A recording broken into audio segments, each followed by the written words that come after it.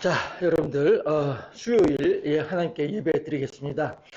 예배 드리기 전에, 말씀 나누기 전에 우선 찬양으로 함께 우리들의 마음을 정결하게 또 하나님께 예배 드리기에 부족함이 없는 그런 상황으로, 컨디션으로 함께 우리가 찬양으로 하나님께 나아가도록 하겠습니다. 오늘은 제가 평상시에도 한 번씩 이렇게 전혀 생소하고 낯선 그런 찬양곡들을 생각을 해보긴 하는데, 오늘도 한번 그런 쪽으로 한번 생각을, 그런 위주로 한번 해봤습니다.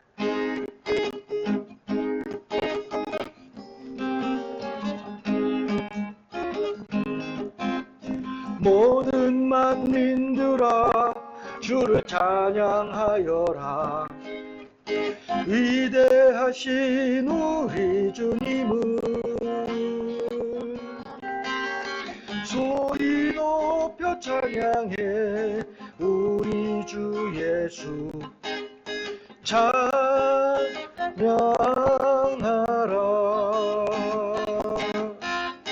찬미주 할렐루야, 오 찬미주 할렐루야, 오 할렐루야.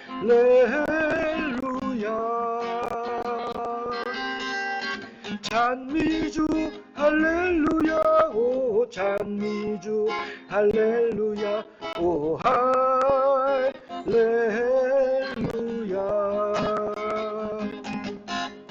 모든 만민들아 주를 찬양하여라.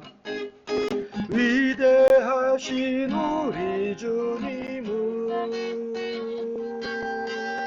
소리 높여 찬양해. 우리 주 예수 찬양하라.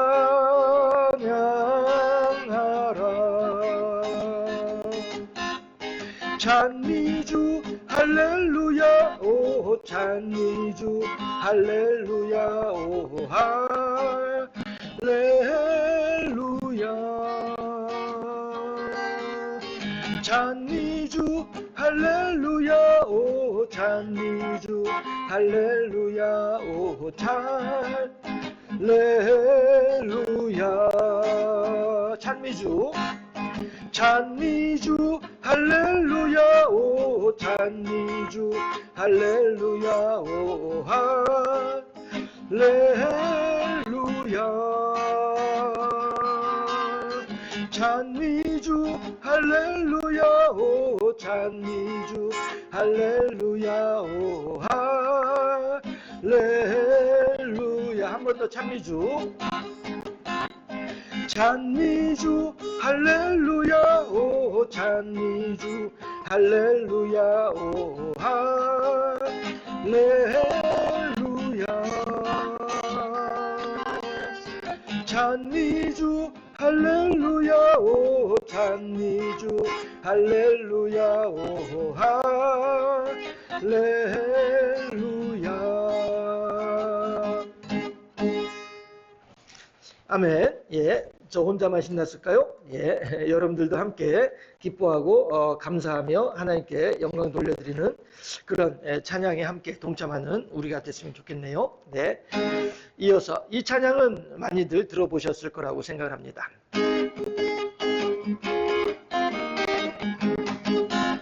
호산나 호산나 호산나 높은 곳에서 호산나 호산나 호산나 높은 곳에서 주의 이름 높여 다 찬양하라.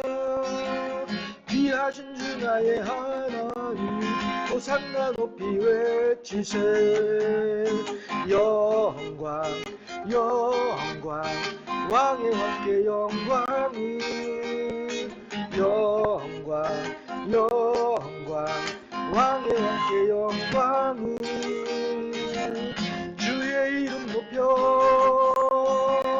다 찬양하라.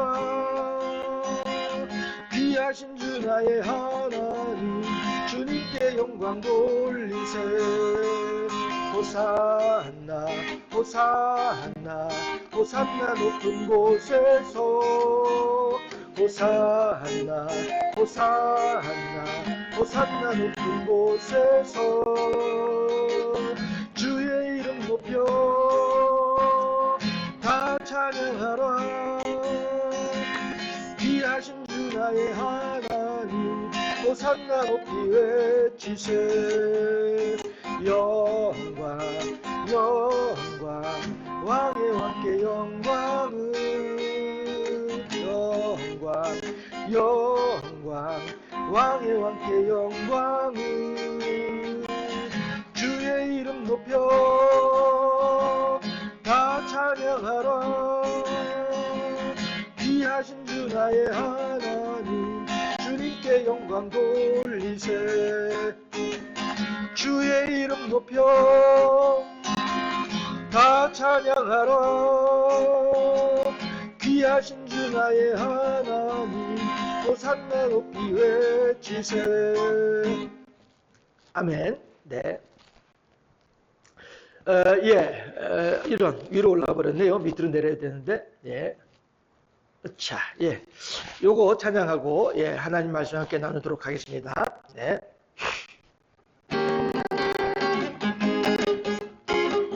주 우리 아버지 우리는 그분의 자녀 예수 우리 형제 손에 손잡고 하나 되어 함께 걸어가리. 주께 찬송해 탬버린으로 주께 찬송해 손뼉쳐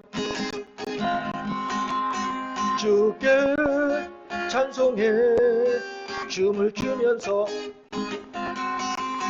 주께 찬송해 목소리로 랄랄라라랄랄라 랄라라라랄랄라 랄랄라라랄랄라 랄라라라랄랄라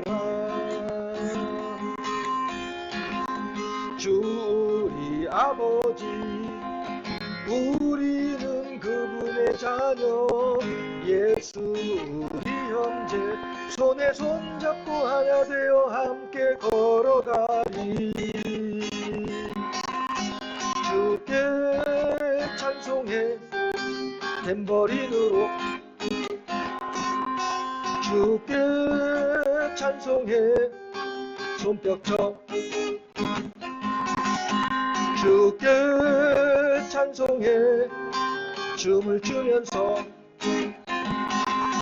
주께 찬송해 목소리로 랄랄라라랄랄라 랄랄라라랄랄라 랄랄라라랄랄라 랄랄라라랄랄라.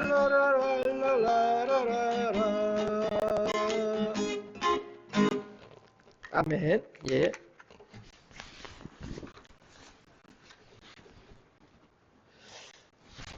자, 예. 우리 모두가 이렇게 하나님을 향하여서 기쁨과 감사함으로 찬양하는 그런 삶을 늘 살았으면 좋겠다 하는 생각을 해보고요. 예. 오늘은 욥기 1장 지난주에 이어서 6절부터 12절까지 사탄이 하나님과 말싸움을 한다고? 라고 하는 제목으로 함께 하나님 말씀을 나누도록 하겠습니다. 그 전에 먼저 제가 잠깐 기도하고요. 네. 좋으신 아버지 하나님 사랑하시고 은혜를 더하시고 복을 더하셔서 우리로 하여금 더욱더 하나님께 영광 돌려드리는 귀하고 복된 하나님의 사람으로서의 삶을 살아갈 수 있도록 인도하여 주시니 참으로 감사합니다. 우리들의 모든 살아가는 시간 속에서 더욱더 하나님을 기쁘시게 하고 하나님을 영화롭게 하는 하나님의 사람으로 살아갈 수 있도록 우리들을 지켜주시고 붙잡아 주시고 인도하여 주시옵소서. 오늘 우리들은 어찌 보면 조금 예민하다고 할 수도 있는 그런 부분들을 함께 나누고자 하는데 하나님께서 부족한 자에게 지혜를 더하시고 명철을 더하셔서 성경을 정확하게 이해를 하고 하나님의 뜻에 합당하게 전달하는 자가 될 수 있도록 도와주시고 인도하여 주시기를 소망하고 원하옵나이다. 또한 모든 듣는 귀가 더욱더 복된 귀가 되게 하사 하나님께 더욱더 아름답고도 신실하면서도 하나님 뜻에 합당한 모습으로 세워져가는 귀하고 복된 하나님의 사람들로 삼아주시고 인도하여 주실 때에 이 오늘 욥기 1장 6절에서 12절까지에 있는 말씀들이 그러한 일에 있어서 귀한 자양분으로 역할을 할 수 있도록 인도하여 주시옵소서. 감사합니다. 영광 받아 주시고 우리 구주 예수 그리스도 이름으로 기도드리옵나이다. 아멘.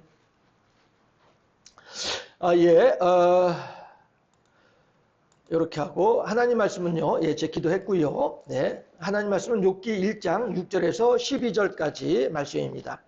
구약성경 761쪽이고요. 자주 말씀드리지만 늘 이제 성경은 이어서 가니까 끈으로 표시를 해 놓으시면 훨씬 더 성경을 찾기가 쉽겠죠. 욥기 1장 정작 이제 저는 성경을 막 여기저기서 성경을 쓰다 보니까 저는 표시를 안 해놓고 있었네요. 줄을 이제 표시해 놨고요. 욥기 1장 6절에서 12절까지 함께 합독합니다. 6절 말씀. 하루는 하나님의 아들들이 와서 여호와 앞에 섰고 사탄도 그들 가운데에 온지라. 여호와께서 사탄에게 이르시되 네가 어디서 왔느냐? 사탄이 여호와께 대답하여 이르되 땅을 두루 돌아 여기저기 다녀왔나이다. 여호와께서 사탄에게 이르시되 네가 내 종 욥을 주의하여 보았느냐? 그와 같이 온전하고 정직하여 하나님을 경외하며 악에서 떠난 자는 세상에 없느니라.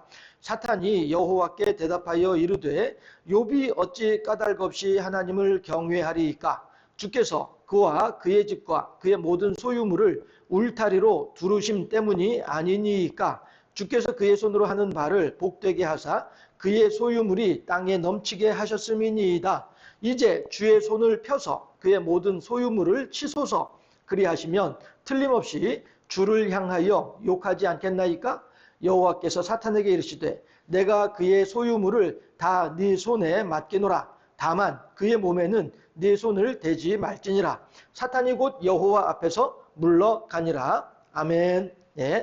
사탄이 하나님과 말싸움을 한다고? 이런 제목입니다. 사탄이 하나님과 말싸움?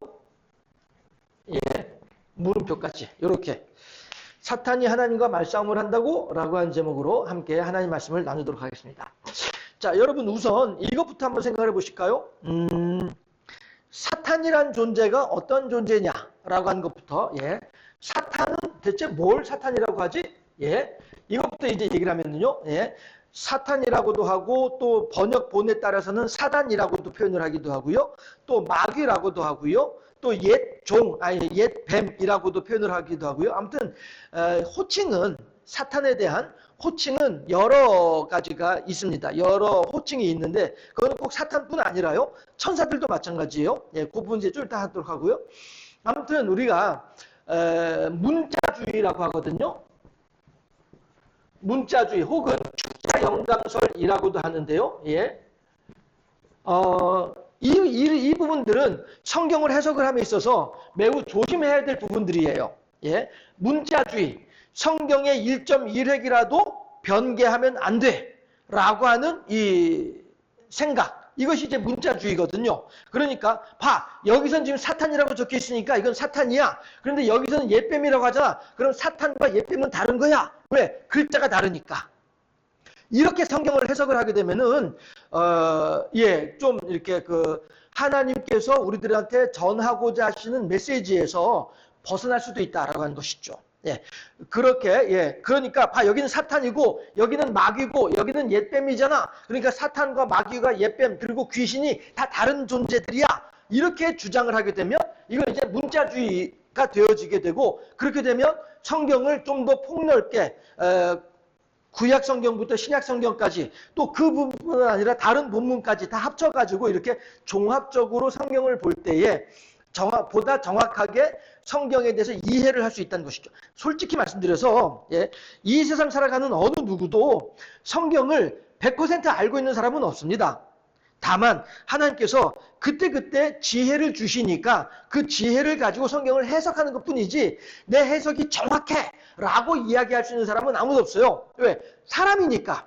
사람은 불완전한 존재고 온전하지 못한 존재가 사람이기 때문에 이 온전하지 못한 존재가 완전하신 하나님을 완벽하게 해석해낸다는 것은 있을 수 없는 일이죠. 그럼 우리들은 언제 어느 때에 하나님에 대해서 완벽하게 해석을 할 수 있을까? 이것은 바울이 고린도서에서 말하는 것처럼 지금은 우리가 거울을 보는 것처럼 희미하지만 그날이 오게 되면 우리가 서로 얼굴과 얼굴을 대면하여 보는 것 같이 보게 될 것이다 라고 사도 바울이 얘기를 하잖아요. 그때가 되면 이제 하나님에 대해서 정확하게 이해를 하고 해석을 할 수 있게 되는 것이죠. 그러나 지금은 우리들이 하나님께서 그때그때마다 우리들에게 주시는 그 범위 안에서만 하나님을 해석하고 있는 거예요. 그러니까 이 목사의 해석이 완벽하게 정확하다라고는 말을 못해요. 그렇다고 해서 어디 뭐 큰 교회 목사님의 해석이 성경을 정확하게 해석한다라고도 볼 수도 없는 거예요. 다만 우리들은 각자 자기의 주어진 사정과 형편 속에서 나름대로의 성실함과 나름대로의 신실함으로 마치 오늘 우리가 다루게 될 욥과도 같이 욥이 완벽한 인생은 아니거든요. 우리들도 완벽한 인간은 아니고 다만 욥도 그랬던 것처럼 우리들에게 주어진 환경 속에서 하나님 앞에 신실하고 하나님 앞에 성실한 그런 자세로 우리들이 나아가게 되면 그것으로 우리들의 가는 길은 크게 벗어나지 않고 하나님의 그 바른 길, 그 길에서 크게 벗어나지 않을 것이다 라고 하는 기대감을 가지고 우리가 하루하루 살아가는 것이죠. 그러니까 우리들은 더욱더 하루하루를 통해서 더욱더 하나님의 인도하심과 하나님의 돌보아주심과 하나님의 역사하심을 소망하면서 살아야 되는 것이죠. 그래서 저도 기도를 할 때에도 설교를 위해서 기도를 할 때에도 하나님께서 부족한 자를 그냥 내어버려 두지 마시고 지혜와 명철을 더하셔서 하나님의 선하시고 온전한 뜻을 더욱더 잘 전달하는 자가 되게 하옵소서라고 기도한 것 또한 마찬가지로 해석의 영역이 해석의 능력이 내게 있는 것이 아니라 하나님께서 내게 허락하시는 그 지혜를 따라서 해석을 할 수 있기 때문에 그렇다라고 한 것이죠. 어쨌든지 간에 다시 돌아와서 문자주의나 축자 영감설로 우리가 성경을 해석하려고 하면은 안 그래도 우리가 헛짚는 인생살이인데 이러한 틀 안에 갇혀서 성경을 해석하려고 하면은 다른 사람은 한 5보 정도 헛짚을 만한 거를 이런 속에서 갇혀 있게 되면은 50보, 100보 헛짚게 되는 이런 가능성이 크다라고 하는 것이죠. 해서 문자주의라든가 축자 영감설은 성경을 해석하고 하나님의 뜻에 맞추어서 성경을 보고자 하는 사람들한테는 매우 조심해야 될 부분이기도 해요. 축자 영감설이라는 것은 뭐냐면은 그 글자 속에 하나님께서 뜻을 다 담아 놓으셨다 이런 얘기예요. 그러니까 여기는 사탄이라고 했잖아, 여기는 마귀라고 했잖아. 그러면은 하나님께서 분명히 사탄이라고 할 때에는 하나님의 뜻이 있을 거야, 마귀라고 할 때에는 또 하나님의 뜻이 있을 거야. 이렇게 성경을 그 한 단어, 그 한 문장만 가지고 해석하려고 하는 이런 것들이 이제 축자 영감설이죠. 이 사람들은 왜요? 하나님께서 여기에 분명히 뜻이 있으니까 이렇게 말씀을 하신 거야 라고 생각하니까 이게 축자 영감설이거든요. 그러나 우리들은 이제 오늘 이 지난주에도 제가 그런 말씀 드렸잖아요.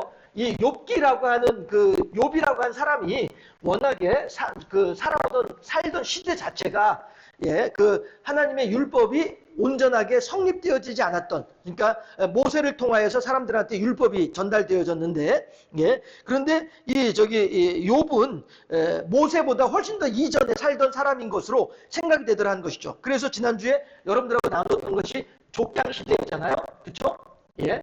족장 시대가 누구라고요? 아브라함부터 시작해가지고 이삭과 야곱과 요셉에까지 이르는 이것이 이제 족장 시대예요. 그러니까 요셉은 족장 시대를 마감하고 포로 시대를 여는 그런 역할을 한 사람이 요셉이었죠. 그것은 사무엘도 마찬가지거든요. 사사들이 쭉 이제 사사들이 몇 명이더라? 아무튼 전에 사사들이 이제 이렇게 나오다가 마지막에 이제 사무엘이 마지막 사사이면서 또한 왕정 시대를 여는 그런 인물이 사무엘이거든요. 그러면 세례 요한도 마찬가지예요. 세례 요한도 구약 시대가 쭉 이어지다가 세례 요한에 의해서 구약 시대가 마감을 하고 세례 요한이 예수 그리스도를 사람들 앞에 드러내고 증언함으로 말미암아 신약 시대를 열어낸 사람이 세례 요한이란 말씀이에요. 이렇게 각 시대의 역할을 감당한 사람들이 있는데 어쨌든 이 족장 시대는 바로 이제 욥기는 바로 이 족장 시대에 살던 사람이 욥이었다라고 우리들이 짐작할 수 있게 되는 거예요. 성경에 욥기에 적혀 있는 다양한 내용들을 보면서 욥기에 있는 내용들을 살펴볼 때, 아, 그렇구나. 그러면은 욥은 족장 시대에 활약했던, 족장 시대를 살았던 사람이 욥이겠구나 라고 생각을 하게 되고, 그렇게 되면 아, 성경에 이 욥기에 적혀 있는 여러 가지 내용들이 이해가 되는 거예요. 아, 그래서 그렇구나 라고 가만히 되는 거예요. 자, 그렇게 했을 때에 오늘 이 사탄은 분명히 본문에 의하면 하나님의 아들들이 모여있는 자리예요. 그 하나님의 아들들이라고 하는 표현 또한 마찬가지로 천사에 대한 다른 의미, 다른 그 단어인 거예요. 천사. 만약에 천사들을 하나님의 아들들이라고 하면은 예수님은 독생자가 못 되죠. 그렇죠? 예수님이야말로 우리들의 신앙 고백을 통해서 하나님의 유일하신 아들 우리 주 예수 그리스도를 믿습니다 라고 고백을 하잖아요. 그런데 여기 아들들이 있어? 그러면은 예수님이 유일하신 아들이 아니잖아. 여러 아들들 가운데 하나가 예수님일 뿐이잖아요. 그렇죠? 하기 때문에 여기서 말하는 아들들은 실제로 하나님의 아들들을 표현하는 것이 아니라 천사를 의미하는 것이다 라고 하는 거예요. 이런 것만 보더라도 우리가 문자주의나 축자 영감설로 성경을 해석하면은 좀 다른 방향으로 갈 가능성이 높다라고 하는 것이 또 입증이 되어지잖아요. 어쨌든 하나님께서는 이렇게 아들들, 즉 천사들과 더불어서 모여 계세요. 한 곳에 모여 있어 해서 그 이디오피아 여왕이 구스의 여왕이죠. 구스의 여왕이 솔로몬을 보고 난 뒤에 솔로몬의 지혜가 너무 지혜로운 사람이고 그러니까 쉽게 표현을 해서 그러니까 한눈에 뿅 갔어. 그 구스 여왕이 솔로몬이 너무너무 사랑스러운 거야. 그 지혜로움이 너무너무 부러운 거야. 이렇게 해서 뭐라고 얘기를 하냐면은 솔로몬의 부하들을 향하여서 참 당신네들은 복된 사람들이도다. 왜? 이 솔로몬 같은 사람을 늘 옆에서 시위하여 지켜보고 있으면서 솔로몬의 지혜를 들을 수 있는 기회가 당신들한테는 늘 있으니 당신들은 얼마나 복된 사람들인가. 나는 솔로몬 옆에 있고 싶어도 내 나라가 있고 내가 해야 될 일이 있기 때문에 지금 난 솔로몬을 떠나가야 돼. 나는 솔로몬을 떠나가야 되는데 이것이 너무 나한테는 아쉬운 일이야. 그런데 솔로몬의 부하들, 신하들, 당신들을 보면은 늘 솔로몬 옆에 서 있는 걸 보니까 아유, 당신들이 부러워. 이렇게 할 정도로 그 솔로몬과 함께 있다라고 하는 사실은 이만큼 부러움의 대상이었어요. 마찬가지로 이 천사들도 하나님과 함께 있을 수 있다는 이거 하나만으로도 천사들한테는 대단한 특권이 되는 거란 말씀이죠. 우리는 어떠한가요? 우리는 죄악된 인간으로서 하나님을 대면하여 볼 수가 없는 존재들이에요.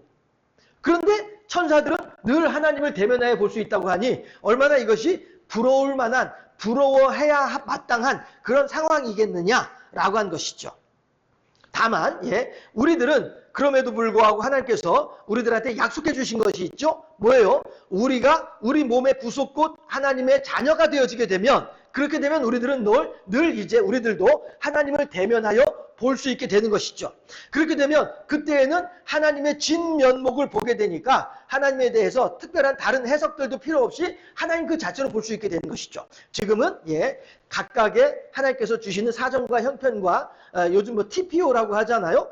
그런 거에 의해서 우리가 하나님을 해석하고 하나님 앞에 나아가지만은 그때가 되면 우리 몸의 구속권 하나님의 양자될 것을 기다리면서 탄식하는 우리들의 그 탄식이 끝나게 되는 그날이 되면 우리들도 이제 하나님을 보면서 아, 하나님 하면서 직접 대면하여 이야기할 수 있는, 대화할 수 있는 그런 때가, 교제할 수 있는 때가 오겠죠. 어쨌든 욥기에서는 바로 그 아들들, 하나님과 함께 있는 아들들, 천사들을 소개를 하고 있습니다. 그렇게 하는데 거기에 누가 들어와요? 사탄이 들어오는 거예요. 하나님의 아들들이 모여있는 자리에 사탄이 들어오는 거예요. 자, 그러면은 이것을 두고서 또다시 축자 영감설에 빠져있고 문자주의에 빠져있는 사람들은 뭐라고 얘기하냐면은 사탄도 하나님의 근처에 가까이 다가갈 수 있는 천사들과 동등한 대우를 받는 그런 존재가 사탄이다라고 주장하는 사람들도 있더라라고 하는 거예요. 그러나 그건 아니란 것이죠. 마치 그 초대받은 사람과 초대받지 못한 사람이 있어요. 그렇죠? 해서 초대받은 사람은 그 자리에 늘 같이 있지만 초대받지 못한 사람은 쫓겨나게 되잖아요. 그렇죠? 같은 거예요. 하나님의 아들들은 하나님으로부터 초대를 받았어. 그러나 사탄은 결코 초대받지 않은 불청객인 거예요. 오늘 본문을 우리들은 이렇게 봐야 되는 것이죠. 물론 그 뒤에 이제 두 번, 세 번 하나님 앞에 나올 때에는 그때는 이제 오늘 있었던 하나님과의 말싸움, 하나님과의 대결, 그에 대한 결과 보고 때문에 나오는 것이니까 그때는 한시적으로 초대를 받은 그러한, 그러니까 이 잔치 자리에 하나님의 자리에 나아갈 수 있는 자격을 얻게 되는 것이지만 적어도 오늘 본문에서 오늘 욥기 1장 6절에서 여기에서 등장하는 사탄은 불청객이에요. 하나님께서 그래 너 이리 와봐 와봐 한번 하고 이렇게 하나님께서 초대해가지고 온 것이 아니고 몰래 들어온 거예요. 어렸을 때에 그러니까 제가 어렸을 때가 아니라 영화 예전에 시대를 보여준 그런 드라마나 영화를 보면은 그 영화관에 극장에 몰래 들어가는 사람들이 있잖아요. 이 몰래 들어가는 사람들은 어때요? 중간에 붙잡히면은 쫓겨나죠. 그러나 정확하게 표를 사가지고 들어간 사람은 어느 누구도 그 사람을 쫓아낼 수가 없는 거예요. 초대를 받은 자격을 갖추었으니까. 사탄은 그런 자격이 없이 그냥 들어온 거예요. 하나님께서 들어와라 라고 해서 들어온 것이 아니라 그냥 들어온 거예요. 그냥 들어온 것이지만 하나님께서 네 이놈 여기가 어디라고 썩 물러거라 하고서 쫓아내지 아니하시고 하나님께서는 쫓아내지 아니하시고 그 사탄이 그렇게 갸륵하게 나를 찾아오려고 이렇게 애를 쓰는 것을 보면서 그래 알았다 하고서 자비를 베풀어서 그래 너 하고 이제 대화를 하시는 거죠. 마치 지난번에 우리가 보았던 에스더처럼 에스더서에서도 왕이 부르지 않았는데 왕 앞에 나아가게 되면은 왕이 특별한 표시를 하지 않으면은 옆에 있는 경호원들이 그의 목을 치는 거예요. 이것이 아하수에로 임금이 세운 법이었더라라고 하는 것이죠. 결국 에스더가 죽으면 죽으리다 하면서 왕에게 나아가는 것은 하만에게 주거나 왕에게 주거나 어차피 죽는 거니까 죽기 전에 찍소리라도 내보고 죽자라고 해서 왕에게 나아가는 것인데요. 다만 이제 그 앞에 3일 금식을 하고 나아가니까 하나님께서 왕의 마음을 확 이렇게 바꾸어가지고 에스더를 사랑스럽게 보게 하고 죽이지 않게 만드시고 이렇게 하는 하나님의 역사하심이 있었던 것이죠. 어쨌든 간에 사탄은 불청객이다 라고 하는 것은 분명한 거예요. 다만 하나님께서 불청객임에도 불구하고 이 사탄에게 은혜를 베풀어 주시는 분이 하나님이시다라고 하는 거죠. 무슨 이야기냐면은 하나님은 우리들도 마찬가지로 우리가 어떠한 죄인 일을 할지라도 우리가 어떠한 악한 일을 했다 할지라도 그것으로 인하여서 하나님께서 우리들을 배척하거나 내치는 하나님이 아니라는 것이죠. 이걸 우리가 알 수 있는 거예요. 심지어 사탄조차도 하나님께서는 은혜를 베풀어 주시거든요. 사탄조차도 자비를 베풀어 주신 거거든요. 말을 건다, 대화를 한다 라고 하는 것은 그 존재를 인정해 주는 거란 말이에요. 그런데 말을 걸지 않고 그냥 탁 돌아앉으면은 그 대상을 인정하지 않는 것이 되는 상황이 되는 거죠. 제가 그러고 보니까 물론 이제 나중에 이제 해피엔딩이니까 그 과정이라서 말씀드리지만 제가 이제 저희 장인 장모님한테 이제 처음으로 이제 결혼하겠습니다 허락해 주세요라고 하면서 이제 인사를 하러 갔는데 밥을 먹고서 밥상을 이렇게 물리고 나니까 그나마 이제 장인어른은 저를 보고 앉아 계시는데 장모님은 옆으로 딱 돌아 앉아 계시더라고. 그런 일이 있었어요. 그래도 이제 어쨌든 장모님이 이제 그 저를 참 이뻐해 주셔서 그렇게 장인어른도 마찬가지지만 그립네요 갑자기. 어쨌든지 간에 어쨌든 하나님께서 이 욥에게 돌아앉아 있는 것이 아니라 욥에게 말을 건다라고 하는 것은 여기 7절에서 그렇게 얘기를 하잖아요. 7절에서 여호와께서 사탄에게 이르시되 라고 하잖아요. 사탄에게 말을 거는 거예요. 이거는 그의 존재를 인정하는 거예요.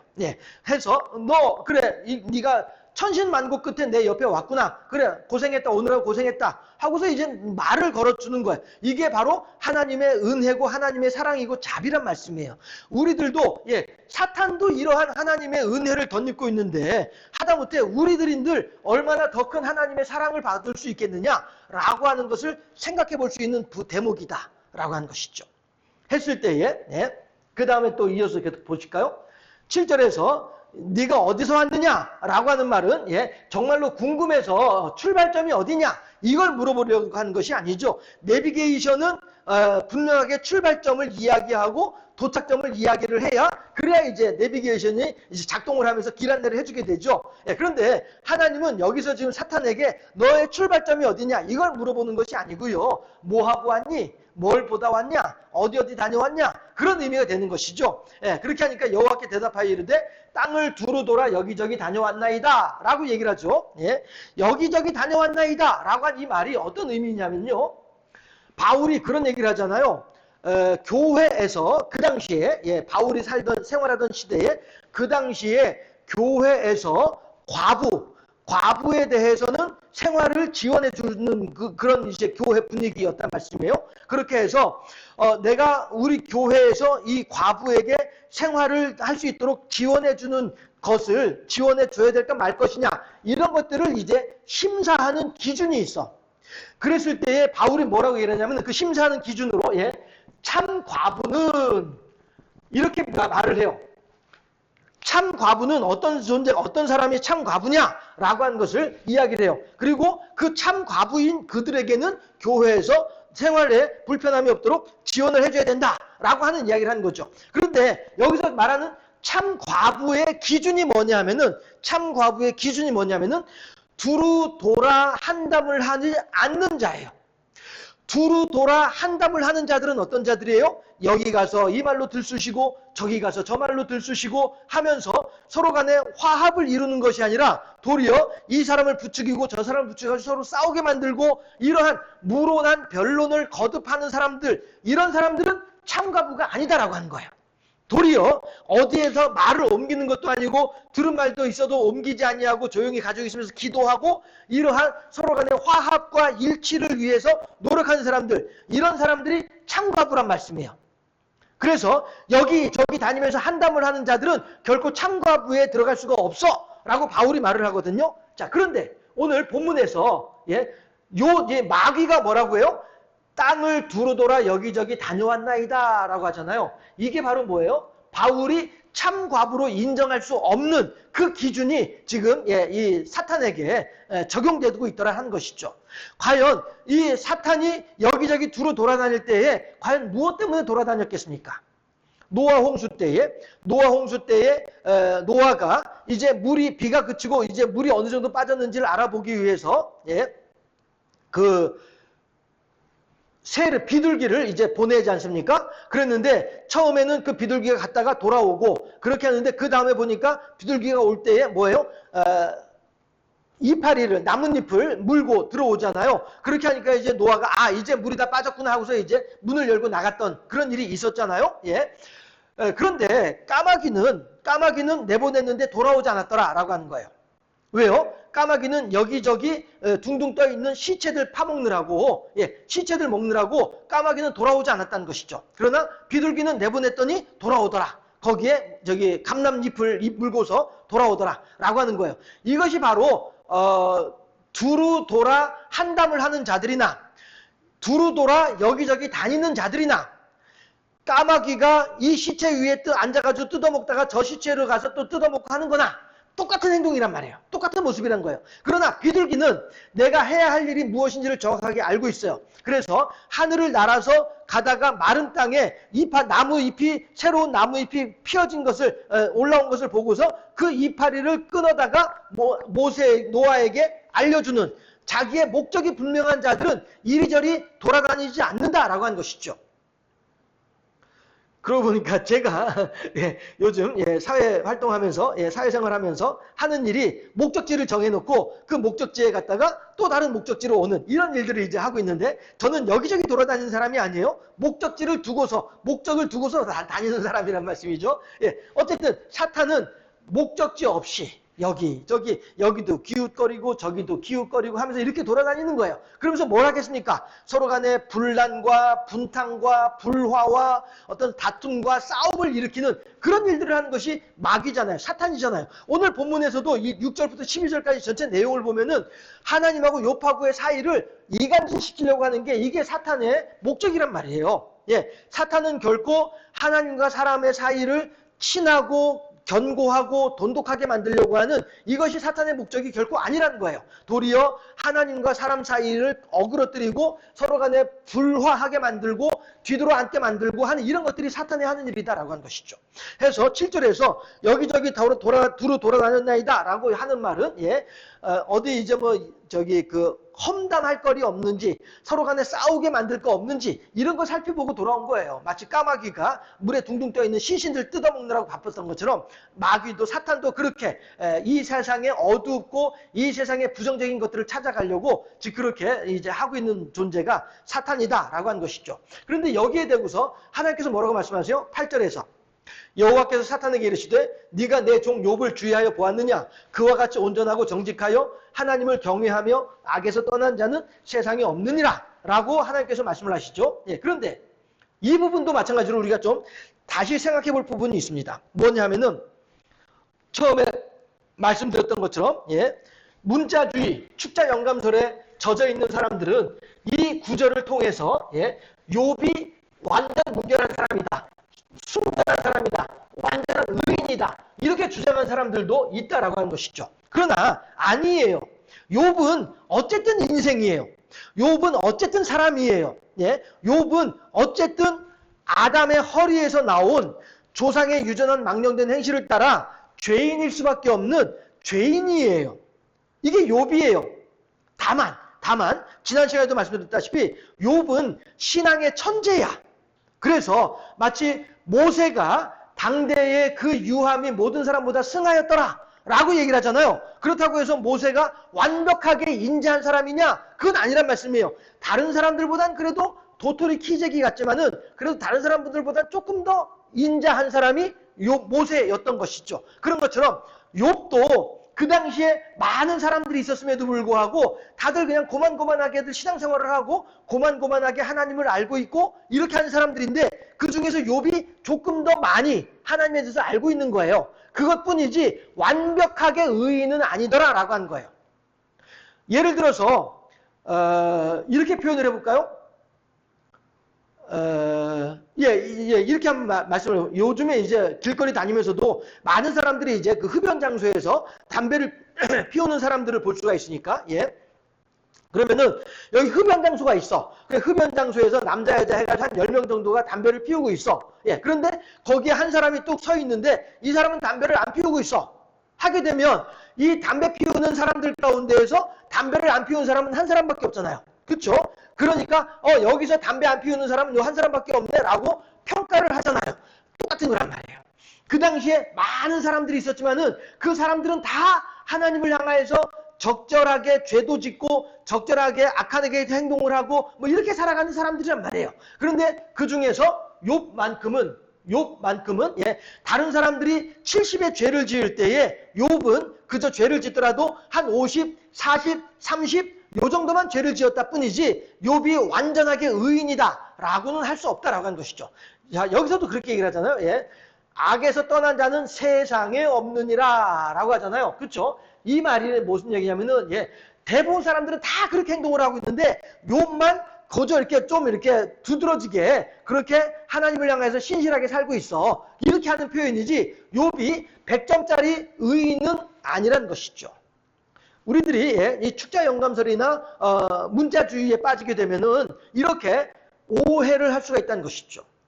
만약에 욥이 정말로 이 구절을 그대로 해석을 해가지고 욥이 정말로 의인이야 라고 단정을 짓게 되면 마찬가지로 하나님의 아들들과도 마찬가지로 욥이 진짜 의인이야 라고 하게 되면 예수님이 필요가 없는 거예요. 그렇죠? 예수님은 이 땅에 있는 모든 죄인들을 구원해내기 위해서 오신 분이 예수님인데, 그리스도로서 오신 분인데, 만약에 욥이 그리스도와 상관없이 자기가 의로운 사람이 되어서 하게 되면은 이 여기에는 예수님이 필요가 없는 그런 존재가 되고 마는 거란 말이죠. 이런 걸 볼 때에도 욥을 8절에서 그와 같이 온전하고 정직하여 하나님을 경외하며 악에서 떠난 자는 세상에 없느니라라고 한 이 말을 그대로 고지고대로 이제 받아들여서 욥은 정말로 의인이야 라고는 안 된다는 것이죠. 다만 욥은 훌륭한 사람이야 정도는 되죠. 욥은 본받을 만한 사람이야 정도는 되죠. 그러나 하나님 보시기에 의인은 아니란 거예요. 모든 사람들은 다 죄인들이고 모든 사람들은 다 죄인일 수밖에 없는 죄인이기 때문에 네. 해서 그렇게 이제 우리가 요 정도까지만 생각을 해보고요. 자, 그렇게 했을 때에 9절을 보게 되면 사탄이 여호와께 대답하여 이르되 욥이 어찌 까닭 없이 하나님을 경외하리이까. 이 부분 아주 중요한 내용이에요. 여러분은 왜 예수를 믿으세요? 여러분은 왜 교회를 다니시죠? 여러분은 왜 하나님을 나의 구세주라고 하나님을 나의 창조주라고 고백을 하고 있습니까? 여러분들의 신앙생활의 목적은 어디에 있습니까? 제가 남의 이야기할 게 아니라 저희 아버지가 저희 6 식구 중에서 가장 마지막으로 이제 신앙생활을 하신 분이 저희 아버지거든요. 5번째가 저예요. 그래서 이제 제가 신앙생활을 하고 그렇게 하면서 이제 아버지도 이제 신앙생활을 하시게 됐어요. 그랬는데 저가 얼마나 어리석고 제가 얼마나 편협한 그런 생각을 가진 자였던가 하는 것을 말씀드리고 싶어서 이 이야기를 꺼내는 거예요. 저는 처음에 저희 아버지가 신앙생활을 한다라고 했을 때는 그걸 제가 인정을 하지 않았었어요. 도리어 이 아버지가 나이마다 늙어가면서 온 식구들이 다 예수 믿는데 교회 다니는데 혼자만 교회를 안 다니고 있으니까 요즘 말로 왕따 당할까 하여서 그래서 신앙생활을 하는 것이다 라고 저는 생각을 했었어요. 그래서 아버지의 신앙생활하는 거, 아버지가 뭐 성경을 읽고 아버지가 성경에 대해서 이야기하고 이런 것들에 대해서 저는 그다지 귀담아 듣질 않았었어요. 솔직하게 말씀드려서. 그런데 생각을 해보면은 저도 그랬거든요. 저도 제 친구들한테 나 이제부터 예수 믿어, 나 이제 교회 다니고 있어, 나 신앙생활하고 있어 라고 이야기를 하니까 제 친구들도 저의 그 말을 믿지 못하는 거예요. 그러면서 뭐라고까지 얘기를 하냐면 저한테 가식 떨지 말아라 욕을 하면서 가식 떨지 말아라 뭐야 이렇게 하는 그런 일들도 있었거든요. 그때 저는 참 답답했었는데 제가 그런 답답한 일을 겪었으면서도 불구하고 제 아버지의 진심을 제가 인정하지 못하고 있었던 거였죠. 이것이 왜 제가 이 말씀 드리냐면은 제가 그랬잖아요. 왜 여러분들은 신앙생활 하시죠? 왜 여러분들은 교회를 다니고 왜 여러분들은 예수님을 나의 구세주로 인정을 하시고 하나님을 나의 창조주로 고백을 하고 계시죠? 왜 그렇습니까? 라고 하는 질문, 여기에 대한 답이 오늘 여기에 이 9절에 있기 때문에 그렇습니다. 9절 다시 한번 볼게요. 사탄이 여호와께 대답하여 이르되 욥이 어찌 까닭 없이 하나님을 경외하리까? 라고 얘기를 하죠. 우리 속담에 아니 땐 굴뚝에 연기 나겠느냐? 라고 한 거죠. 분명히 뭔가가 있으니까 그런 일이 생긴 거지 라고 한 것처럼 사탄도 지금 그렇게 하나님을 향하여서 말싸움, 도발을 하고 있는 거예요. 사탄이 하나님을 향하여서 하나님, 하나님은 저기 욥이 우스 땅에 살고 있는 그 욥이 그렇게 순전하고 정직하고 착하고 뭐 그렇다고요? 아이고 괜히 그러겠습니까? 뭔가 있으니까 그렇게 하는 거지 라고 사탄이 하나님을 부추기고 있는 거예요. 자 보세요. 사탄의 마귀의 기본 전략은 뭐라고요? 하나님하고 사람하고의 사이를 어그러뜨리는 것이 이게 마귀의 기본 작전이란 말이에요. 목표란 말씀이에요. 그러니까 지금 여기에 와서도 하나님께서 불청객 사탄임에도 불구하고 하나님께서 그를 내쫓으라 하지 아니하시고 그의 존재를 인정해 주면서 그에게 말을 걸어 주시니까 그러면은 사탄이라면은 그러니까 인지상정으로 얘기를 하면은 아이고 하나님 감사합니다. 저를 인정해 주시고 저에게 이렇게 기회를 주셔서 너무너무 감사합니다. 이렇게 나와야 마땅할 터인데 도리어 기고가 만장해 가지고 어깨가 이렇게 올라가 가지고 하나님을 향하여서 말싸움을 시작하는 거죠. 그 말싸움이 뭐예요? 욥이란 말이에요. 에이 하나님 잘 생각해 보셔. 욥이 뭐하러 그렇게 하나님한테 그렇게 하겠어? 라고 하면서 10절 주께서 그와 그의 집과 그의 모든 소유물을 울타리로 두르심 때문이 아니니까 라고 하죠. 주께서 그의 손으로 하는 바를 복되게 하사 그의 소음을 땅에 넘치게 하셨음이니이다 라고 한단 말이에요. 예, 이게 무슨 이야기예요? 사탄은 그렇게 욥을 이해하고 있는 거예요. 야, 저 욥이라고 하는 인간이 말이야. 저게 별거 아닌데 하나님께서 막 억지로 막 복을 주고 막 억지로 막 이렇게 돌봐주고 이렇게 하니까 그나마 이제 저 욥이 하나님으로부터 받은 게 있다 보니까 그렇게 이제 하나님한테 저렇게 충성하고 헌신하는 거지. 저 욥도 별거 아니야. 그러면서 그 뒤에 뭐라고 얘기를 해요? 11절에서 이제 주의 손을 펴서 그의 모든 소유물을 치소서 그리하시면 틀림없이 주를 향하여 욕하지 않겠나이까? 라고 하잖아요. 예, 이거예요. 사탄은 욥의 진면목을 확 이렇게 사람들한테 드러내서 쉽게 표현해서 까발려서 욥의 내면에 감추어져 있는 내면을 까발려서 욥으로 하여금 하나님께 욕을 하게 만들어야지.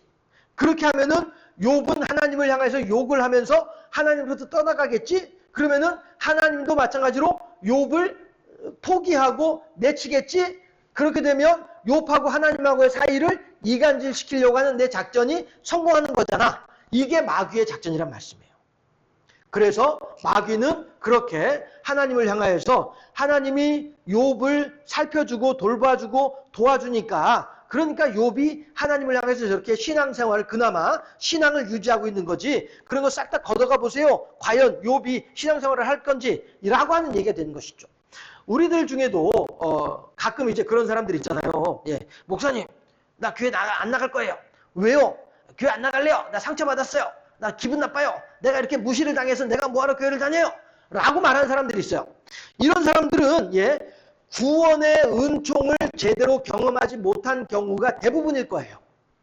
다시 말해서 교회라고 하는 것이 무엇이고 교회 안에서 나의 역할이 무엇이고 또 그런 사람도 있거든요. 아이고 난 이제 늙어가지고 아무런 할 일도 없고 내가 뭐 교회에서 할 것도 없고 말이야. 아유 난 그냥 뒷방 늙은이지 뭐 이렇게 하는 그런 경우들도 볼 수가 있단 말씀이죠. 그러나 그렇지 않다라고 하는 것이죠. 교회는 비록 세상에서는 율법에서는 20살 이상 60살 이하의 남자들만 사람으로 취급을 하는 것이 이것이 구약시대의 사람들의 생각이지만은 그러나 하나님께서 말씀하시는 교회는 나이도 상관없고 남자 여자도 상관없고 늙었는지 젊었는지도 상관없고 오직 그 한 사람으로서 그 한 사람의 역할과 그 한 사람의 능력과 그 한 사람의 존재로서 하나님의 교회는 이루어지는 거예요. 완성되어지는 거예요. 하나님은 나이가 적다고 내치는 하나님이 아니고요. 또한 나이가 많다고 외면하고 뒤로 내빼는 그런 하나님이 아니란 말씀이죠. 모두와 더불어서 다 같이 함께 하나님을 경배하고 찬양하는 이러한 그야말로 유니티, 커뮤니티를 만들고자 하는 것이 하나님의 뜻이란 말씀이죠. 어느 누구도 소외되지 않고 어느 누구도 배척당하지 아니하고 그러니 오병이어의 그 기적이 있었을 때에도 예수님께서 제자들한테 뭐라고 얘기해요? 이거 가져가서 사람들한테 골고루 나누어 줘. 골고루 나누어 주고 대신에 부스러기도 가지고 오는데 하나도 떨어뜨리지 말고 다 가지고 와야 돼. 라고 하는 말은 무슨 이야기예요? 분명히 틀림없이 저 사람이 먹다가 부스러기를 남기니까 그 남긴 걸 가지고 와. 라고 하는 말은 다시 말해서 어느 누구도 빵을 못 받는 사람이 없도록 하라는 의미가 되는 거예요. 저 사람한테서 아무런 부스러기도 가져오지 않았어? 예. 그럼 넌 저 사람한테 빵을 안 준 거잖아. 이런 의미가 되는 거란 말이죠. 그래서 하나도 떨어뜨리지 말고 다 가지고 와라. 12광주리를 거두어 오는 이유가 거기는 예수님이 그걸 가져다가 혼자 다 잡수려고 욕심이 나서 그걸 다 거둬오라고 하는 것이 아니란 말씀이죠. 예. 혹시라도 빵을 못 받은 사람이 있는지 없는지 확인하라는 의미가 되는 거예요. 어느 누구도 거기에는 나이가 적다고 나이가 많다고 여자라고 그렇게 빵을 못 받는 것이 아니에요. 누구나 다 받아요. 다 받고 다 받은 것을 확인하기 위해서 가서 부스러기를 걷어오는 거란 말이죠. 하나님은 그렇게 율법에서는 20살 이상 60살 이하의 남자들만 사람으로 취급을 하지만은 하나님께서는 이 땅에 존재하는 모든 이들을 다 하나님의 사랑하시는 사람으로 인정하시는 분이 하나님이시다 라고 하는 것이죠. 그래서 우리들은 하나님을 경배하고 그 사랑을 우리가 알고 있기에 우리가 하나님께 찬양할 수밖에 없는 거예요.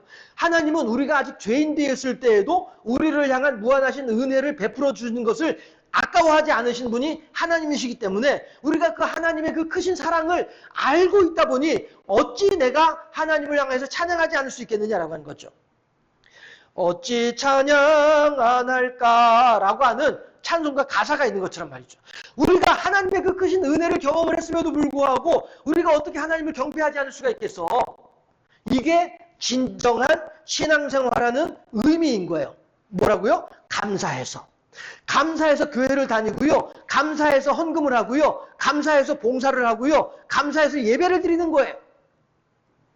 이 사람은 내가 나이가 많아서 교회에서 할 일이 없어. 그래서 내가 무시를 당해. 그래서 내가 교회 나갈 거야. 이렇게 하는 사람들은 감사해서 교회를 다니는 게 아니에요. 내가 사람들 앞에서 뭔가 일을 했을 때 사람들이 그것에 대해서 막 박수 쳐주고 인정해주고 환호해주고 하니까 그게 기분 좋아서 교회를 다니는 것뿐이지. 헌금을 했을 때 주보에 내 이름이 들어있고 이러니까 그거 보고서 이제 우쭐해져가지고 교회를 다니는 것이지 감사해서 교회를 다니는 사람이 아니란 것이죠. 심지어 어느 교회에서는 제가 그런 주보를 봤거든요. 헌금 명단이 있어. 해가지고 500만 원 이상 누구누구누구누구 400만 원 이상 누구누구누구누구 300만 원 이상 누구누구누구 이렇게 헌금 봉투를 주보에다가 헌금자 명단을 그렇게 공개하는 사람 그런 경우도 있더라고요. 그런 교회도 있더라고요. 예, 이거는 뭐예요? 물론 그렇게 해서 그 사람으로 하여금 하나님을 향한 열심과 헌신을 끄집어내고 싶은 그런 목적이라고도 이해를 해볼 수도 있겠으나 결국에는 봐라 이 개똥이가 지난주에 500만 원 헌금을 했네? 그럼 나도 500만 원 헌금해가지고 나도 내 이름이 이 주보에 올라와야지. 개똥이만 이름이 올라와 있으면 어떡해? 나도 올라와야지. 이런 식으로 헌금을 하도록 유도하는 거란 말이죠. 이것은 하나님을 향해서 감사해서 드리는 헌금이 아니고요. 주보에 내 이름 올리는 이름값이에요. 그건 헌금이 아니에요. 그건 기부예요. 기부. 네, 헌금이 아니고 기부예요. 내가 기분 좋아서 주는 그 기부예요. 그러나 우리들이 하나님께 드리는 진정한 감사는 내가 얼마가 됐든지 간에 상관없이 하나님을 향하여서 하나님이 나를 이렇게 사랑해 주신 것에 대해서 감사합니다. 이것이 우리들이 진정한 신앙생활이라는 것이죠. 굳이 헌금만 이야기하는 것이 아니고 봉사도 마찬가지거든요. 봉사하는 이유가 뭔지 아세요? 장로 되려고, 안수집사 되려고, 그래서 봉사하는 사람들도 있어요. 제가 교회를 10군데 넘게 다녀봤거든요. 전도사 생활하기 이전에도 이미 여러 교회를 다녀봤고요. 전도사하고 난 뒤에도 또 그보다 더 많은 교회를 다녀보고 해봤거든요. 그러다 보니 이 사람 저 사람 다양한 부류의 사람들을 만나볼 기회가 있었단 말씀이죠. 제가 한 번씩 말씀드리는데 그날 이제 장로 투표하는 날이었어요. 그런데 오전에 이제 오전 11시 예배 전에 9시에 이제 중고등부 예배가 있잖아요. 중고등부 예배에 담임 선생님이 안 나왔어. 중학교 아무튼 이제 어느 한 반을 맡은 담임인데 그 집사님이 안 나왔어요. 그래서 부장 집사님한테 집사님 그 선생님 안 나오셨네요. 그랬더니 아이고 아침에 연락이 왔는데요. 몸이 너무 아파서 꼼짝을 못 하겠답니다. 라고 하더라고요. 그래서 그러시구나. 얼른 쾌차하셔야 될 텐데. 이렇게 하고서 이제 중고등부 예배 다 마치고서 이제 본당에 올라왔어요. 왔더니 거기 앉아 있는 거야. 본당 자리에. 그래가지고 아니 집사님 오늘 몸이 너무 아프시다고 하더니 그랬더니 지금도 아픈데요. 우리 아버지 이번에 꼭 장로 돼야 돼요. 이러더니까요. 아버지 장로 만들기 위해서 한 표 찍으려고 그래서 몸이 아픈데도 불구하고 나온 거야. 중고등부 예배는 빠지면서 투표하러 나온 거예요. 이게 뭐예요? 이거는 신앙생활을 하는 게 물론 그 집사님이 기본적으로 신앙이 완전히 엉망진창이다라고 그렇게 평가하고 싶지는 않습니다만은 적어도 장로가 되고 안수집사가 되고 권사가 되고 하다못해 서리집사가 되고 이런 것들 또한 마찬가지로 나의 계급장이 아니란 것이죠. 제 친구도 한번 저한테 만나가지고서는 오래간만에 만나가지고 저녁 먹자고 하더라고요. 그래서 이제 가서 이제 밥을 먹는데 그러면 이제 이런저런 얘기를 하다 보니까 뭐라고 하냐면은 목사님 나 위해서 기도 좀 해주셔. 왜? 나 이번에 안수집사 투표하거든. 나도 이제 좀 주의 일을 해야지. 이렇게 얘기를 하더라고요. 그런데 저는 처음에 안수 집사 투표하거든 이라고 하는 말을 들을 때에는 기분이 팍 나빴어요. 그랬다가 주의 일을 해야지 라고 하는 말을 들으면서 그나마 기분이 누그러들었어요. 이 친구가 좀 이제 순진빵한 그런 친구거든요. 예. 그렇게 해서 좀 고집도 세고 외골수이기도 하고 그런 부분들도 없잖아 있기도 하고 그런 녀석인데, 예. 이 친구가 이제 안수 집사가 되고 싶은 거예요. 그래서 안수 집사가 되기 위해서 기도해 달라고 하는 거예요. 예. 그래서 아니 이게 무슨 뭐 계급장 따는 건 줄 아나 이렇게 생각을 했어요. 아무리 친구라도, 예, 그렇게 생각을 했어. 그런데 그 뒤에 곧바로 나오는 말이 나도 이제 주의 일을 좀 해야지라고 얘기를 하더라고요. 그래가지고 그래 알았다. 너의 그 순진빵한 그 열정을 내가 이해를 하겠다. 라고 하는 생각이 들어서 그래 알았다 기도해줄게 이렇게 했었거든요. 실제로 그래가지고 안수 집사 됐어요. 아마 지금은 장로 되지 않았을까 싶어요. 어쨌든 간에 우리가 신앙생활을 하는 이유가 우리가 하나님을 경배하는 목적이 어디 있냐는 거예요. 야곱이 루스에서 돌베개를 베고 모래바닥 위에서 잠을 잘 때에 야곱이 보았던 꿈에서는 어떤 내용이 있습니까? 하늘의 천사가 하늘에까지 닿는 사닥다리를 걸어놓고 하나님의 천사가 오르락 내리락 하더라는 거예요. 천사가 올라갔다라고 하는 말은 올라가기 전에 어디 있었어요? 땅에 있었던 것이죠. 그러면 그 땅은 어떤 땅이에요? 야곱이 누워있는 땅이에요. 그러면 그 천사는 왜 야곱이 누워있는 땅에 내려온 거예요? 하나님이 보내신 거예요. 야곱은 그 천사가 내려오는 장면을 본 것이 아니고요. 올라가는 장면을 먼저 봤어요. 그런데 올라갔던 천사가 거기서 그냥 끝나는 것이 아니라 도로 내려오는 것을 보았어요. 그래서 오르락 내리락 하는 장면을 보는 거예요. 야곱이 꿈에서. 이건 무슨 이야기냐면은 야곱은 내 조상의 하나님, 내 할아버지 아브라함의 하나님, 내 아버지 이삭의 하나님은 지금 내 아버지 이삭이 브엘세바에 있기 때문에 하나님도 브엘세바에 머물러 있는 것으로 야곱은 생각을 했어요. 그래서 나는 이제 브엘세바를 떠나서 하란으로 가는 길이니까 나는 이제 하나님으로부터 점점 멀어지고 있어 라고 하는 생각을 야곱은 가지고 있는 거예요. 왜? 내 하나님은 내 할아버지 아브라함의 하나님이고 내 하나님은 내 아버지 이삭의 하나님이니까 아직 나의 하나님은 아니거든. 그러니까 야곱은 이제 내가 이 아버지 야곱이 있는 브엘세바에 있었으면은 아버지 옆에 딱 붙어가지고 하나님께서 주시는 그 떡고물이라도 떡부스러기라도 이렇게 얻어먹을 수 있었을 텐데 이제 내가 아버지 이삭을 떠나서 여기까지 왔으니 하나님으로부터 멀리 왔으니 하나님이 이제 더 이상 나 같은 존재에 대해서는 신경도 안 쓰고 생각도 안 하겠거니 나는 이제 더 이상 하나님으로부터 은혜를 받을 것이 아무것도 없겠거니 라고 생각한 사람이 야곱이었단 말이죠. 그 야곱이 루스 베델이라고도 하고 엘베델이라고도 하고 루스라고도 하는 그 동네에서 잠을 자는데 거기서 보았던 꿈의 내용이 뭐예요? 하나님의 천사가 하늘에까지 닿는 사닥다리를 오르락 내리락 하는 거를 보았다는 것이죠. 이를 통하여서 야곱이 크게 깨달았던 것이 무엇이냐면은 하나님은 내 아버지와 내 할아버지와 더불어서 브엘세바에만 머물러 있는 하나님이 아니고 그 하나님은 지금 나와 같이 계신 하나님이구나 라고 한 것을 야곱이 깨달은 거예요. 그래서 야곱이 그 자리에서 즉시 일어나가지고 세 가지의 서원을 하고 세 가지의 기도를 하고 세 가지의 서원을 하잖아요. 예? 하나님이 나의 가는 길을 지켜주시고 나의 먹을 것과 입을 것을 지켜주시고 나로 하여금 무사히 이곳으로 다시 돌아오게 하신다며 이건 하나님을 향한 기도죠. 네. 그렇게 되면 이곳이 하나님은 나의 하나님이 될 것이고 이곳이 하나님의 성전이 될 것이고 나의 소득의 11조를 바치겠나이다. 세 가지 서원이죠. 세 가지의 기도와 세 가지의 서원을 야곱이 그 꿈을 꾸고 난 뒤에 하나님께 한단 말씀이에요. 이건 뭐예요? 하나님을 향한 감사예요.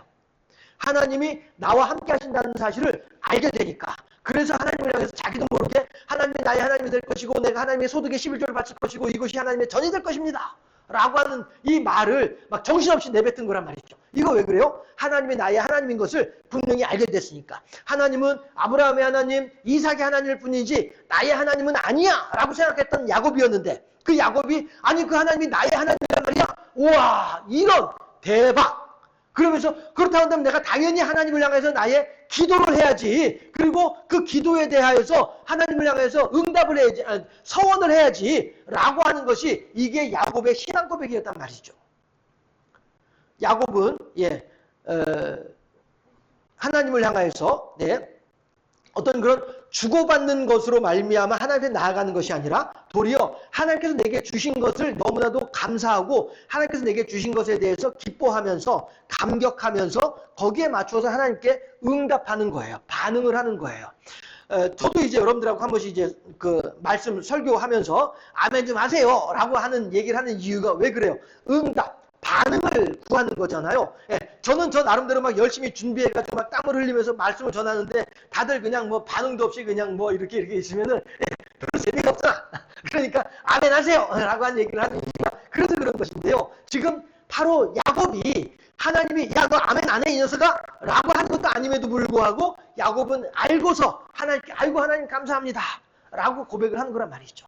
그런 것처럼 지금 이 본문 11절에서 이제 주의 손을 펴서 그의 모든 소유물을 치소서 그래야 하시면 틀림없이 주를 향하여 욕하지 않겠나이까? 이거는 마귀의 생각일 뿐이죠. 그건 네 생각이고 이렇게 되는 것이죠. 우리들도 마찬가지로 하나님을 경배하고 찬양하고 하나님 앞에 나오는 이유가 목적이 예배드리는 목적이 하나님께 기도하고 성경 보는 이유가 뭐겠습니까? 그저 다른 거 없이 내 자식들 잘 되게 해주시고 우리 가문이 빛을 발하게 해주시고 내 아들이 지금 하는 사업이 좀 돈 좀 많이 벌게 해주시고 이런 것 때문에 우리가 신앙생활을 하나요? 그런 신앙생활을 하는 사람이라고 한다면은 굳이 점수로 매기자면은 60점, 50점짜리 신앙생활이다라고 하는 것이죠. 그러면 어떻게 하는 것이 100점짜리 신앙이겠느냐? 물론 다시 말씀드리지만 욥이 100점짜리 의인은 아니었던 것처럼 우리들도 마찬가지로 100점짜리 신앙생활을 할 수는 없습니다. 다만 우리들이 조금 더 하나님을 향해서 신실하고 우리가 조금 더 하나님 보시기에 합당한 그런 신앙생활을 하려고 하는 욕심을 가진다면은 그러면은 어떻게 하는 것이 좋겠느냐? 감사죠. 하나님께서 내게 무엇을 주지 않는다 할지라도 이미 받은 것이 크기 때문에 그 하나님을 향하여서 감사하지 않을 수 없습니다. 라고 하는 신앙 고백. 이것이 가장 신앙생활을 함에 있어서 가장 중요한 내용이 되는 것이죠. 우리들은요, 우리의 신앙생활을 통해서 하나님께서 무엇인가 나한테 주셨으니까 그래서 내가 하나님한테 하게 되는 것은 이거는 일꾼이 일하고 월급 받는 거나 마찬가지예요. 그 노동조합 사람들이 왜 이렇게 노조 활동을 하면서 이렇게 그 투쟁 이러면서 데모를 하고 하는 이유가 왜 그렇습니까? 내가 일한 만큼 나한테 돈을 달라 라고 요구한 거잖아요. 내가 이렇게 일을 해서 회사에서 이만큼 돈을 벌었으니까 거기에 맞게 나한테도 돈을 나눠줘야지 라고 얘기를 하는 것이 이게 노동운동이잖아요. 그것이 잘못됐다는 것이 아니라 그것을 욕하려고 하는 것이 결코 아니고요. 그거는 세상 사람들 사이에서는 그런 일들이 당연히 있어야 돼요. 세상 사람들 사이에서는. 그러나 하나님하고 우리들 사이에서는 하나님이 나한테 100원 주셨어요? 그럼 나는 하나님한테 100원어치 감사드릴게요. 하나님이 나한테 200원 주셨네? 그럼 나도 하나님한테 200원 감사드릴게요. 이게 아니란 것이죠. 우리들은요, 우리들이 가지고 있는 어떠한 것이라 할지라도 하나님께서 내게 허락하신 것만큼 돌려드릴 수 있는 것은 아무것도 없어요. 왜? 모든 것이 다 하나님 거니까. 저 산도 하나님의 것이고 들판도 하나님의 것이고 내리는 비도 하나님의 것이고 불어오는 바람도 하나님의 것이고 심지어 내가 월급을 받는 것 또한 하나님께서 허락하셔서 받는 거죠. 하나님께서 허락하지 아니하시면은 내가 어찌 오늘 이렇게 호흡을 할 수 있겠습니까? 오늘 당장 죽어도 아무런 뭐라고 표현을 할까요? 문제가 없는 그런 존재들이 우리들이잖아요. 그럼에도 불구하고 하나님께서는 우리들을 살려주시고 우리들에게 먹을 것과 입을 것과 쓸 것을 공급해 주시고 내가 열심히 일을 했으니까 받는 월급이잖아. 그게 아니라니까요. 그게 아니고 하나님께서 나로 하여금 그곳에서 그 일을 할 수 있도록 해주셨기 때문에 우리가 그 일을 할 수 있는 거예요. 그리고 그로 말미암아 그 사장의 그 주인의 마음을 하나님께서 이렇게 만져주셔서 그가 저에게 우리들에게 그만큼의 대가를 월급으로 줄 수 있도록 그의 사정과 형편을 만들어 주셨기 때문에 우리가 월급을 받은 거예요. 하나님이 안 계셨으면은 땡전 한 푼도 우리들은 받을 수가 없어요. 하나님께서 그의 마음을 움직여주지 아니하시면은 우리들은 어떠한 것들도 하다못해 우리들의 호흡조차도 우리가 마음대로 할 수 없어요. 하나님께서 허락해 주시고 하나님께서 인정해 주시고 하나님께서 그렇게 할 수 있도록 지원해 주시니까 우리가 그 일이 가능한 거예요. 그러니 우리가 하나님을 향하여서 무엇을 자랑할 것이 뭐가 있겠어요?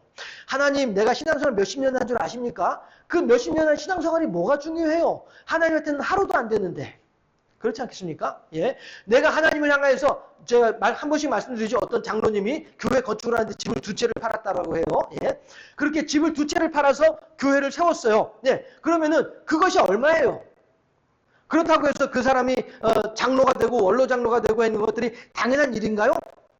사람들이 하나님께서 사람들의 마음을 움직이셔가지고 그가 원로 장로가 되지 못하게 만드시게 되면은 그는 그 또한 그렇게 하나님을 향해서 아이고 하나님 감사합니다. 저의 쓰임은 여기까지인가 보네요. 하나님 감사합니다. 저로 하여금 이 교회에서 이렇게 집을 두 채를 하나님께 드리고 교회를 세울 수 있도록 그 일에 헌신할 수 있게 해주시니 감사합니다. 여기서 끝나게 되면은 그 장로님은 정말로 모든 교인들로부터 존경받는 그런 장로님으로 남을 수 있었겠죠. 네. 그러나 원로 장로가 되지 못했다라고 해서 담임 목사님을 향하여서 욕을 하고 사람들한테 김 목사가 나 원로 장로 되지 못하게 교인들한테 싹 다 전화 돌렸다라 하면서 그렇게 없는 말 지어내면서 네. 그 심지어는 목사님을 향하여서 그 성경책 가방 우리 예전에 정두원 집사님이 들고 다니시는 가방 있잖아요. 네. 그런 식으로 이제 까만색 가죽 가방 이걸 가지고서 예배 마치고서 교인들한테 인사하고 있는 목사님한테 다가가지고 그 가지고 머리를 때리고 막 이렇게 하는 그런 행동을 하는 사람들은 예 하나님으로부터 어떠한 것도 받을 수 없는 사람들이 받을 자격이 없는 사람이다라고 하는 것이죠. 그 사람들은 철저하게 하나님으로부터 받은 것만큼 하나님께 돌려드리는 이런 사람들의 계산하는 사람들이더라라고 하는 거예요. 그러나 예 지금 마귀가 사탄이 그렇게 하나님하고 욥하고의 사이를 어그러뜨리기 위해서 그렇게 지금 말을 하고 있는 거잖아요. 이제 주의 손을 펴서 그의 모든 소유물을 치소서 그래 하시면 틀림없이 주를 향하여 욕하지 않겠나이까? 10절에서도 예 10절에서도 하는 말이 주께서 그와 그의 집과 그의 모든 소유물을 울타리로 두르심 때문이 아니니까 지켜주셨다는 거죠. 돌봐주셨다는 거죠. 주께서 그의 손으로 하는 바를 복되게 하사 그가 장사를 하게 되면은 많은 이득을 남기게 하고 그가 농사를 지으면은 많은 소출을 걷게 하고 이렇게 복되게 했다는 것이죠. 그의 소유물이 땅에 넘치게 하셨음이니이다 라고 얘기를 하면서 11절에서 그렇게 되면 욕할 것이다 라고 얘기를 하잖아요. 이거는 마귀의 기본 전략이고 우리 사람들의 마음을 정확하게 꿰뚫어보고 있는 마귀의 작전이라는 것이죠. 욥도 분명히 욕할 거야. 하나님을 향해서 떠나갈 거야. 라고 하는 것이죠. 우리들의 신앙생활은 마귀가 좋아할 만한 마귀가 그래 내가 예상한 대로 됐어. 어렸을 때 장기 두거든요. 장기를 두면은 그래 내가 여기서 요렇게 말을 옮기면은 저쪽에서 저 녀석이 요렇게 해서 나한테 공격을 하려고 하겠지. 그럴 때 나는 그 허점을 찾아서 이렇게 쏙 들어가면 내가 이길 수 있어. 막 이렇게 작전을 짜고서 작전을 세우고서 이렇게 말을 이렇게 딱 움직였을 때 정말로 상대방이 제가 예상했던 대로 그렇게 딱 움직여 오면은 얼마나 기분이 좋은지 얼마나 상쾌한지 그냥 막 장군 하면서 하하하 너 이제 끝났어 외통수야 막 이러면서 되게 신나고 즐거워하고 지금도 그때 생각하니까 또 저도 이렇게 신나지는데요. 예. 어쨌든 간에 내가 예상한 대로 되어지게 되면은 그만큼 신이 나죠. 그렇게 했을 때에 상대방은 내가 이거 된통 당했네 라고 하면서 장기를 지게 되니까 기분이 나빠지는 거 아니에요. 지금 마귀가 욥기 1장 11절에서 하나님하고 그렇게 지금 말다툼을 하고 있는 거예요. 자, 이제 하나님은 나한테 딱 용코 걸렸어요. 외통수 딱 걸렸어. 이제 더 이상 하나님은 나한테 할 말이 없을 거야. 이런 식으로 이제 의기양양해가지고 마치 하만이 조서 보내고 난 뒤에 유대인들 다 멸절하라고 하는 조서 보내고 난 뒤에 기분이 좋았던 것처럼 그렇게 지금 사탄도 욥기 1장 11절에서 그렇게 이제 기분이 좋은 이런 모습이라고 짐작이 되어진 것이죠. 중요한 것은 우리들은 문자주의에 빠져서 성경을 해석을 할 것이 아니라 성경의 앞뒤 내용들을 종합해가지고 그 성경을 이해하는 것이 보다 더 하나님의 뜻에 가깝게 나아가는 길이다 라고 하는 것이고요.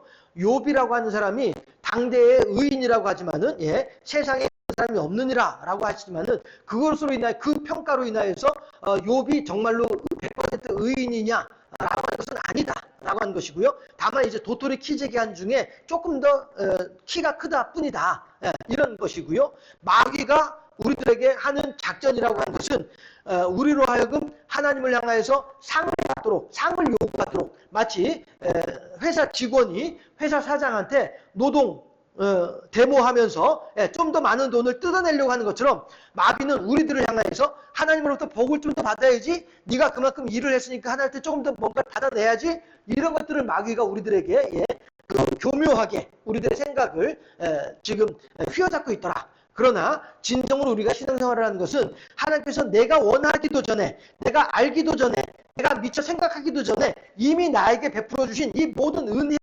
생각할 때에 너무너무 감사하여서 하나님을 향하여서 어찌 찬양 안 할까라고 하는 찬송가 가사처럼 우리들이 그렇게 하나님께 감사드리는 것이 이게 예배고 이게 신앙생활이다 라고 하는 거. 내가 그렇게 기도를 했으니까 네가 그만큼 복을 받은 것이야 가 아니고, 내가 너를 위해서 이렇게 간절히 기도를 할 때 하나님께서 너에게 이렇게 큰 은혜를 주시구나, 이것이 정답이다 라고 하는 것입니다. 나는 십자가 뒤에 감추어 주시고 오직 예수 그리스도의 은혜만이 나타나게 하옵소서. 요즘 그렇게 기도하는 분들 별로 없죠. 예. 저 어렸을 때만 하더라도 거의 매번 기도 때마다 그렇게 기도를 하셨었어요. 예. 나는 십자가 뒤로 감추어 주시고 오직 하나님의 은혜만이, 예수님의 사랑만이 나타나시는 삶을 살게 하옵소서. 이렇게 중보 기도하신 분들 많이 계셔서 대표 기도할 때 그렇게 기도들 많이 하셨었는데, 예. 그렇게 받은 바 은혜에 감사해서, 받은 바 사랑에 감격해서 하나님을 향하여서 아이고 하나님이시여 요것만큼이라도 좀 드리나이다, 보잘것없지만 이거라도 좀 받아주시옵소서.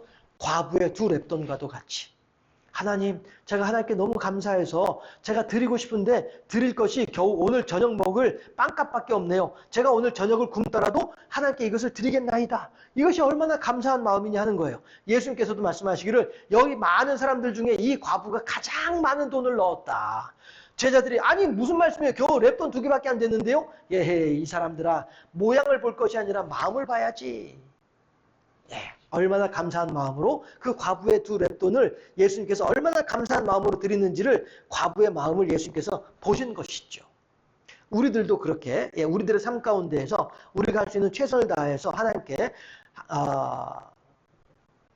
내가 받은 것이 없다라고 생각할 것이 아니라 도리어 너무나도 많은 것을 받은 것에 대한 이 사실을 분명하게 알고 하나님께 더욱더 크게 감사할 수 있는 이런 신앙생활을 우리들이 해야 되겠다. 오늘 본문을 통해서 그렇게 우리들이 생각을 할 수가 있습니다. 12절에서 여호와께서 사탄에게 이르시되 내가 그의 소유물을 다 네 손에 맡기노라. 다만 그의 몸에는 네 손을 대지 말지니라. 사탄이 곧 여호와 앞에서 물러가니라. 이 부분에 대해서는 자주 언급을 했기 때문에 따로 말씀드리지 않고 나중에 또 말씀드릴 기회가 있지 않을까 싶기도 하고, 오늘 말씀은 이렇게 해서 정리를 하도록 하겠습니다. 성경은요 보면 볼수록 오묘한 하나님의 뜻하심이 그렇게 있고 그것을 하나하나 매주마다 찾아간다는 일이 너무나도 기쁘고 즐거운 일이기도 하고, 여러분들도 어떤 저의 어떤 그러한 즐거움을 여러분들도 함께 누릴 수 있으면 참 좋겠다 하는 생각도 해보기도 하고요. 어쨌든 우리들이 더욱더 하나님을 향하여서 감사하며 하나님을 향하여서 찬양하며 하나님께 영광 돌려드릴 수 있는 여호와 제1주의 아름다운 신앙의 사람으로 세워질 수 있는 오늘 욥기를 통해서 사탄과 하나님과의 이 말싸움, 이 대화를 통해서 성경 한 구절 한 구절에 담겨있는 하나님의 뜻을 다시 한번 마음에 깊이 새기면서 우리들의 삶이 더욱더 하나님을 기쁘시게 하는 복되고 아름다운 삶, 하나님과 우리들 사이에 아름다운 선순환의 역사가 더욱더 충만해지고 풍성해지는 복된 삶을 살아가는 우리 모두가 될 수 있기를 주님의 이름으로 축원합니다. 기도하겠습니다. 좋으신 아버지 하나님, 우리들이 하나님의 말씀을 듣고 그 하나님의 말씀을 이해하며 그 하나님께서 베풀어 주신 사랑을 다시 한번 깊이 헤아릴 수 있는 지혜를 더하여 주시니 참으로 감사합니다. 아버지 하나님이시여, 우리들의 삶 속에서 그 하나님을 향한 사랑이, 그 하나님을 향한 경배와 찬양이, 그 하나님을 향한 감사가 더욱더 풍성하여져 가는 복된 인생들로 살아갈 수 있도록 인도하여 주옵시고, 마귀는 어찌하든지 욥과 하나님과의 사이를 이간질시키고자 하고 있으나 그 마귀에게 베풀어 주시는 하나님의 은혜를 생각을 할 때에 우리들에겐 또 얼마나 더 큰 은혜를 베풀어 주실 것인가 하는 것을 통하여 다시 한 번 더 마귀의 계획에 대하여 당당하게 대적함으로써 예수 그리스도의 이름으로 마귀의 권능을 물리치고 하나님의 영광을 드러내는 하나님의 사람으로 살아갈 수 있도록 우리들에게 능력을 더하시고 성령으로 함께하여 주시옵소서. 감사합니다. 영광 받아 주시고 우리 구주 예수 그리스도 이름으로 감사하며 기도 드리옵나이다. 아멘. 예, 이렇게 예배는 마쳤고요. 네, 주님 가르친 기도로 광고는 따로 없고요. 예, 주님 가르친 기도로 예배를 모두 마치도록 하겠습니다. 아, 광고 따로 없는 거 아니지? 다들 예, 뭐가 최고라고요? 건강이 최고인데 예, 건강하셔야 돼요. 예, 건강하게 지내시다가 주일날 또 반갑게 만나도록 하겠고요. 그동안에 우리가 비록 서로 얼굴을 대면하여 보지는 못하지만은 예, 서로 각자 떨어져 있는 그 자리에서 교회를 위해서 또 목사를 위해서 또 여러 지체들을 위해서 함께 중보기도하며 중보함으로써 서로 교제하고 영으로 교제하고 교통하는 그런 우리들이 됐으면 좋겠습니다. 예, 주님 가르친 기도로 예배를 모두 마치도록 하겠습니다. 하늘에 계신 우리 아버지, 아버지의 이름을 거룩하게 하시며 아버지의 나라가 오게 하시며 아버지의 뜻이 하늘에서와 같이 땅에서도 이루어지게 하소서. 오늘 우리에게 일용할 양식을 주시고 우리가 우리에게 잘 못한 사람을 용서하여 준 것 같이 우리 죄를 용서하여 주시고 우리를 시험에 빠지지 않게 하시고 악에서 구하소서. 나라와 권능과 영광이 영원히 아버지의 것입니다. 아멘. 예, 이렇게 해서 예배를 모두 마쳤고요. 예, 다들 건강하게 잘 지내시고 주일날 또 반갑게 만나도록 하겠습니다. 예.